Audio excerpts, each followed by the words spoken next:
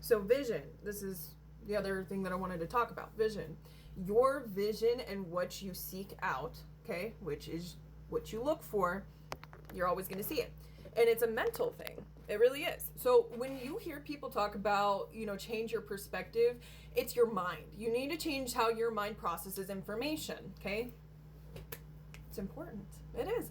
What you see and what you allow yourself to watch is what you will witness in reality, which is why, there's actually scientific proof behind this. So somebody decided they were going to make a video that had nothing but positive reaffirmations, and they were going to watch it every day for a month or however long this guy did it, okay? And he saw significant changes in his perception of reality and his success because he decided to stop watching bullshit. Your vision has everything to do with it. That's why, it's called television. Television is tell a vision. It is what you are projected on, like it's projected onto you. And it is energetic. It's energetic. And a lot of people don't believe in that foo-foo stuff. And it's not foo-foo. It's scientific proof, right? What you allow to yourself to consume as a consumer, because you're considered a consumer, whatever you consume is the way that your brain is shaped. It's the way that you bear witness to reality, okay? So if you're constantly watching these videos like Andrew Tate and shit like that, you're always gonna have a negative perception about women. I'm gonna just be completely flat out. Because you are feeding your mind that. And your mind does not have a filter system. You have a filter system, right? You can filter those things out. But you need to understand, taking too much negativity is going to shape your world into that, because your brain starts going, okay, this is what you want, right? This is what you want to see. So yes, you're going to see all the negative aspects of women. You're going to see all the negative aspects of men, no matter what you are watching. If you are feeding that side of your life, period, you need to detox. You need to detox so you can refeed. Well, you can detox by feeding your brain healthier shit, but you need to change it. So I actually have a video, I don't know how long ago I posted, I actually don't remember which video it was, but I talked about like listening to motivational speakers is not going to stick to you if your mind isn't set on changing that perspective. You must be willing to sacrifice the old version of you, the old mentality, the old sight of how things are, because it's not. Okay, nothing is set in stone. What is set in stone is how you evaluate things. If you are telling yourself, oh, nothing ever changes, then yeah, it's never going to change, because you're literally teaching your brain to be stuck. You're teaching your brain to put a cap on. You're teaching your thoughts to limit. You're limiting yourself of potentiality. If you want to believe in miracles, guess what? Miracles will show up. I personally have witnessed that. I have witnessed miracles happen in my family's life during really hard times, and we were extremely broke and we needed food and a list of other things, but we believed in the possibility of miracles and we were very well taken care of. You know why? Because we believed in the possibility, because we didn't put the limitation like, oh, this is our life and we're miserable and this is it for us. Like, there's nothing outside of what we see and what we witness. And that is why television is such it can be your enemy, and it can also be your friend, okay? But you have to make it that way. And it's like the same with AI. Like, I'm going to be honest, like, a lot of people are afraid of AI. It's going to take over. It's going to do all this nasty, horrible. That is your perception. That is your perception. AI can be used as a beneficial tool. Now, I have my own opinions about it, but I'm not going to get into it because it's not relevant to what we're talking about here. Your vision and your perception of reality is key to unlocking and mastering life. If you want to become successful, but you feel unmotivated and undriven, then you need to turn the key and unlock the door, and it's going to take time. It will. It's in the same with depression. Getting out of depression, you have to turn the key, being like, okay, I want to open this door to getting out of my depression. It's going to be hard. It's going to take a lot of work, but you need to give yourself the grace to go through it. Now, are you going to fall into depression a few thousand times? Yes, but you need to keep picking yourself up and going back to that door to walk through. It's going to take time and persistence, but you will one day wake up and feel relieved. I know, I've done it. I have been in that miserable depression. I have been in where I could not wake up for months at a time. Like, I felt so miserable that I didn't even want to get out of bed to do my due diligence. Okay, I have been there, but I pulled my ass out. And you know why and how I did it?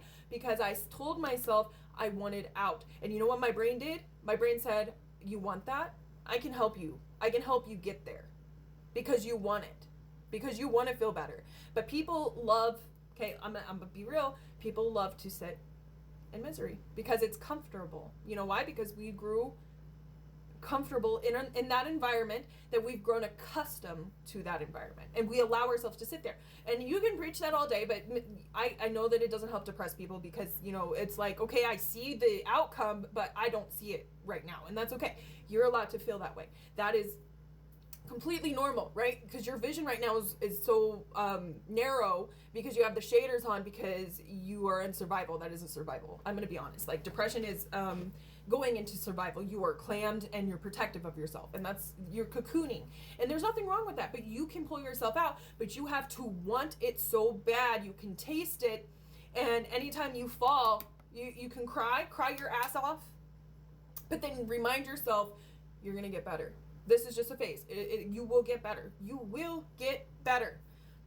That's what I had to do. And there were days that I told myself I couldn't. Okay? I know all about it. I've been there, done that. Same with anxiety. You can fix anxiety. You know what it is. You got to put yourself in these situations when you have these anxious, because your vision goes blurry. You can't even look people in the face. Okay, I know. Dealt with it. And your heart picks up, and it's hard to breathe, and you can't even speak properly. Like, you sound like a fucking, like you feel that way, but you're fine. Okay? You have to put yourself in situations where you force yourself to stand firmer. Okay? It's not easy. God, it's not easy. I still deal with it from time to time, I'm not gonna lie, but you reaffirm yourself. You got to be that cheerleader behind you, pushing you forward. You got to be willing to push yourself out of these dynamics and these situations. Okay, you have to be that motivator, and it's hard, and there's gonna be days, but here's the thing: as long as you're making steady progress, you will succeed, no matter what. And that is in anything in life, and especially in terms of finances. If you want it bad enough, you will push yourself. Even on days that you do not want to do anything, you can rest. Take a rest day, but get your ass back up the next day and make yourself do something. Even if it is so freaking small and insignificant to what you are doing, find a reason, a motivation to go forward. Forward is the way. It doesn't matter how small you crawl. It doesn't matter if you're just like one arm just moved forward today, and you're still kind of laying in the same position, but your arm moved forward. Okay, as long as you are actively trying to find the strength to pull yourself out of it, you will escape the chains that you have locked on yourself. You will get out. It's repetition. That's the word. It is repetition. And it's the same with your vision. If you want to stop thinking negative thoughts, the repetition of only looking for those videos, you need to cut the videos. If you see videos that are negative and talking about being sad and lonely and miserable, you need to block them. And I'm not saying that, you know, there aren't days that you need to feel those emotions, but you need to block them enough and long enough to just listen. You don't have to agree, you don't have to believe it, to listen to positive reinforcement. That will change your perception. It will change your life. You will become motivated. You will do better. You will become successful. You will become rich. You know why? Because you are putting the energy in that direction. You're directing your consciousness, you're directing your thoughts to becoming better, to doing better, to making, to gaining. And gaining sometimes feels like loss. But that loss, it shouldn't be, it's going to feel scary, but that loss that you are going to experience from going towards the better, it's going to feel like the world is falling around you, but it's actually emptying space so you can breathe easier. It's going to take pressure off your shoulders, and then it's going to bless you abundantly, that you're going to have so much because you made room.